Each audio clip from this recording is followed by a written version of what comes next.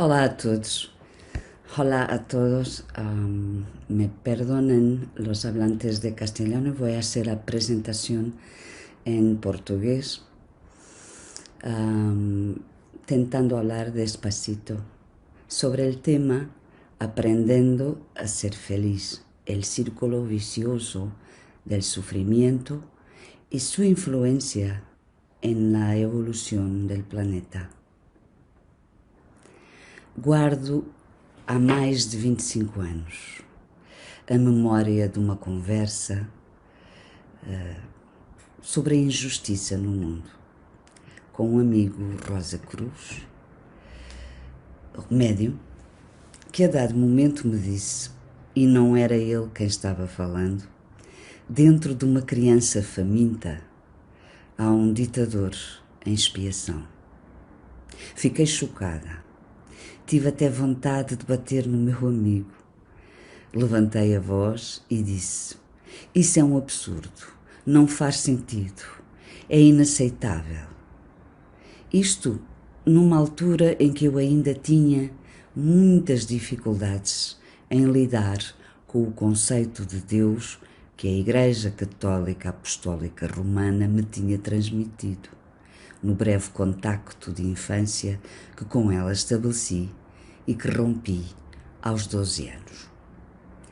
Há pouco tempo, assistindo a uma palestra, o palestrante mencionou o caso de uma criança que nasceu com profundas deformidades e problemas físicos. Tinha sido um narcotraficante e teria decidido espiar essa vivência assim, sofrendo. De pronto senti um frémito e imediatamente pensei: oh não, mais sofrimento ao cimo da terra, mas este círculo não terá fim. E confesso que, por breves minutos, me desliguei da palestra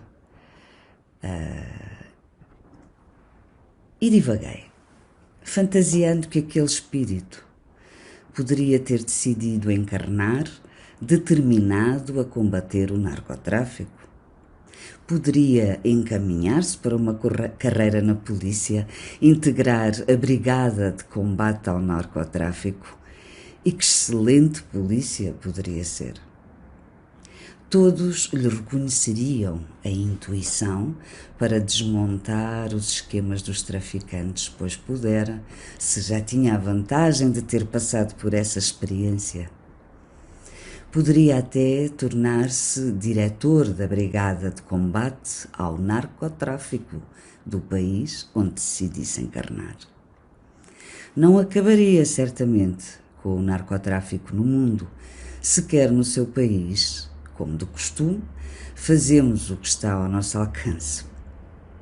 Mas estaria em posição de dar um valioso contributo para o combate ao narcotráfico, impactando positivamente as vidas de muita gente.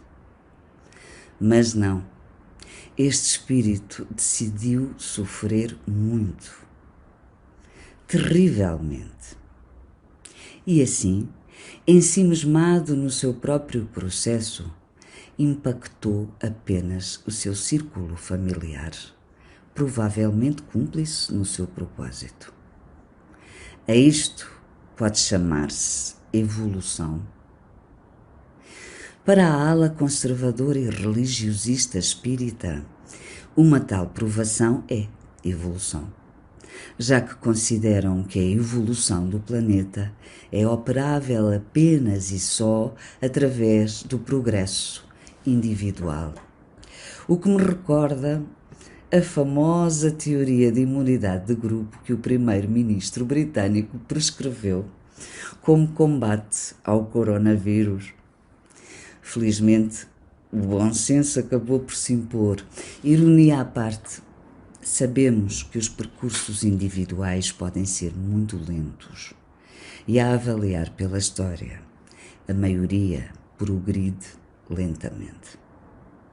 Partimos como estamos e chegamos à outra dimensão com uma mala onde carregamos tudo o que somos, aquisições e lacunas, conhecimentos e desconhecimentos, virtudes, faltas de caráter, competências e incompetências, pois dúplices somos, desiguais em progressos, num processo individual. Transportamos connosco marcas culturais e, se acaso somos particularmente influenciados pela cultura judaico-cristã, poderemos ser adeptos da teologia do sofrimento. O paradigma do sofrimento e medo produziu a forma que moldou a história, culturas, intercâmbios sociais do Ocidente e a partir do Ocidente, catapultando para adiante a recompensa por uma vida única de provações suportadas, instituindo a resignação como modelo a seguir, legitimando hierarquias e desigualdades, injustiças e abusos, manipulando a outra ponta da polaridade, que é a esperança de todos os desafortunados numa vida imaterial, eternamente feliz.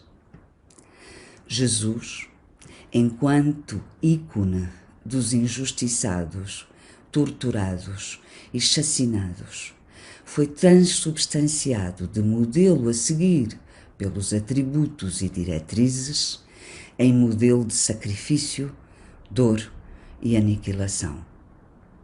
Quanto mais sofrimento e renúncia, melhor a recompensa. Post-mortem, bem entendido. Aqui na terra, o vale de lágrimas. A felicidade não é deste mundo. Nem todos estarão de acordo por experiência própria, nomeadamente a minoria que se dá bem.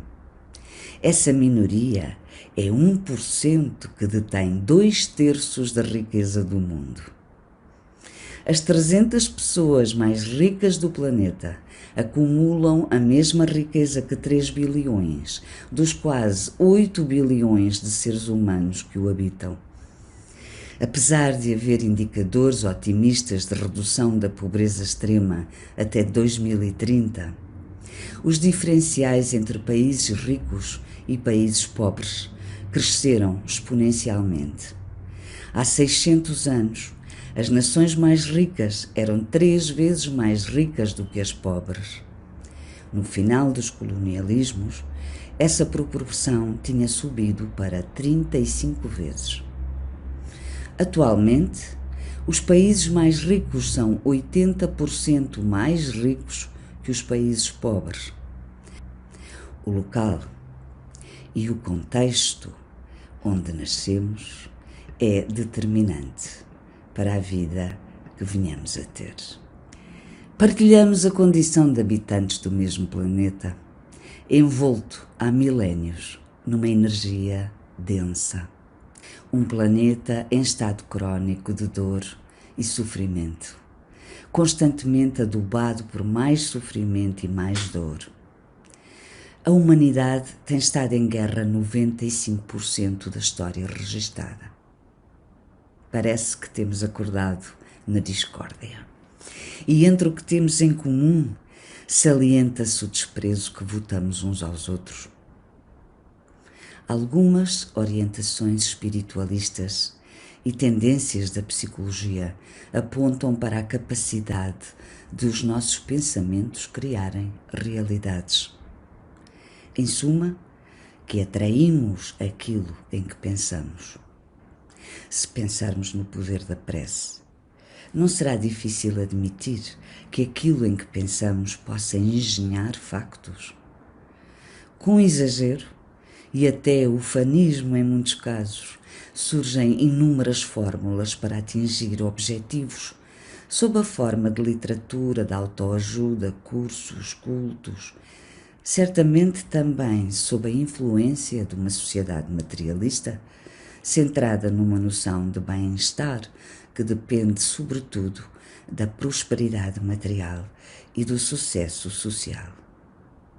Mas removidas as partes mais duvidosas dessas metodologias, foquemos no que aportam de positivo. como acalentam e impulsionam a autoestima, a autoconfiança. Tal profusão de métodos e propostas com vista à felicidade poderá não ser acaso. Parece haver impulso para a mudança, embora muitas vezes essas propostas não passem de um placebo e não poucas vezes um engodo em que o caso de sucesso é o emissor, o real beneficiário. Essas movimentações poderão corresponder à necessidade de modificar um padrão vibratório coletivo. Poderá ser a hora de trabalhar nesse sentido? Poderá ser urgente. Poderá ser que a adição ao martírio presida às decisões de experiências encarnatórias? Porque eu não creio em imposições de planos de vida. Esse conceito parece-me ligado à concepção de um Deus antropomórfico que homens conceberam à sua imagem e semelhança. Não sei o que é Deus, mas seja o que for, não o concebo com características humanas como a imposição, o castigo, a expiação. Deus cruel seria esse. Creio no livre-arbítrio e na consciência do espírito para reconhecer os seus pontos fracos e optar por experiências encarnatórias que tenham por objetivo progredir. Cada vez que um de nós, espíritos, opta por uma experiência de sofrimento, está a contribuir para a perpetuação de um círculo vicioso de sofrimento na Terra. Fala-se muito de expiações e provas, e raramente de experiências. Assim que o percurso de aprendizagem pode ser entravado, não só pelos erros, por vezes muito graves, mas também pelo tipo de opção tomada para resgatar malfeitorias cometidas, más condutas.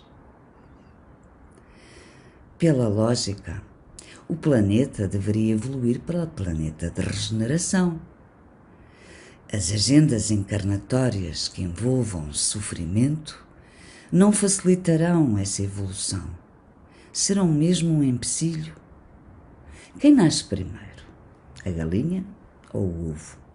O planeta é de provas e expiações por desígnios que nos são totalmente alheios, ou as nossas opções determinam que o planeta permaneça assim?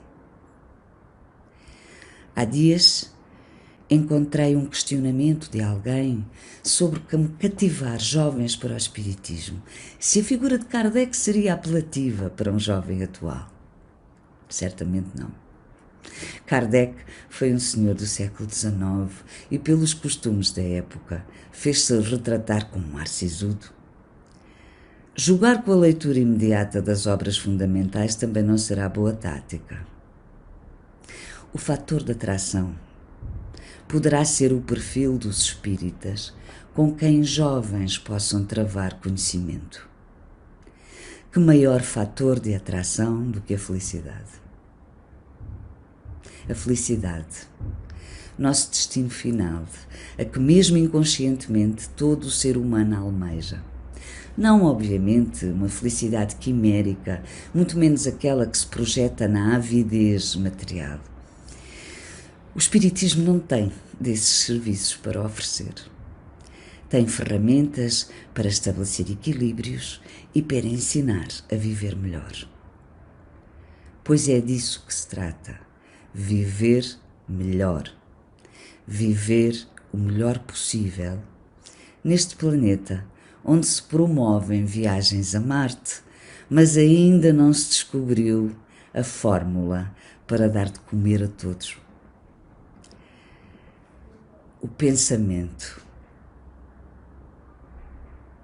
O pensamento não é um novo superpoder, mas a mudança no pensar é o princípio da transformação.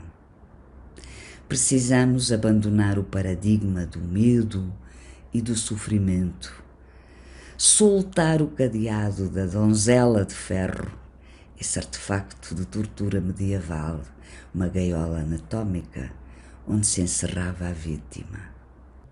Portanto, eu acho que precisamos assumir que este nosso percurso, esta nossa vivência, é o nosso aprendizado. Estamos a aprender a ser felizes. Muito obrigada pela vossa atenção. Espero não ter sido muito maçuda. Um abraço a todos e até